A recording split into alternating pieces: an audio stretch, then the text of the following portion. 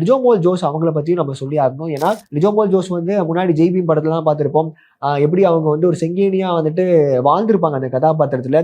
அதே மாதிரி இந்த படத்துலயும் வந்து ஃப்ரீடம் படத்துலயும் வந்துட்டு கணவரை வந்து விடுவிக்கிறதுக்காக வந்து மனு கொடுக்கறதுக்கு போவாங்க.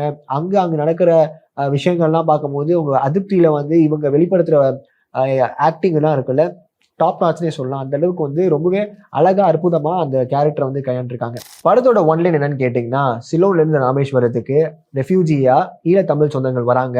அப்படியே பேரலா எக்ஸ்பிஎம் ராஜீவ்காந்தி அவருடைய அசாசினேஷன் நடக்குது. அண்ட் இந்த அசாசினேஷனுக்கும் இந்த ரெஃப்யூஜி அவங்களுக்கும் ஏதாவது லிங்க் இருக்குமா அப்படின்னு நினைச்சிட்டு காவலர்கள் என்ன பண்றாங்கன்னா, இங்க இருக்க ரெஃப்யூஜிஸ்ல ஒரு சில அந்த லிஸ்ட் எல்லாம் படிச்சு அங்கிருந்து வேலூர் ஃபோர்ட்டுக்கு அழைச்சிட்டு போவாங்க. அங்க விசாரணைன்னு பேர்ல அவங்களுக்கு நடக்கிற அந்த துன்புறுத்தல் இருக்கு பாத்தீங்களா, அந்த ரெஃப்யூஜி மேல நடத்தப்படுற துன்புறுத்தல், அதெல்லாம் பார்க்கவே நம்மளுக்கே ரொம்ப ஆடிட்டிங்கா இருக்கு. இப்படியுமா வந்துட்டு நடந்திருக்கு அந்த காலகட்டத்துல அப்படின்னு நினைக்கும் போது நம்மளுக்கு ரொம்ப வருத்தமா இருக்குன்னே சொல்லலாம்.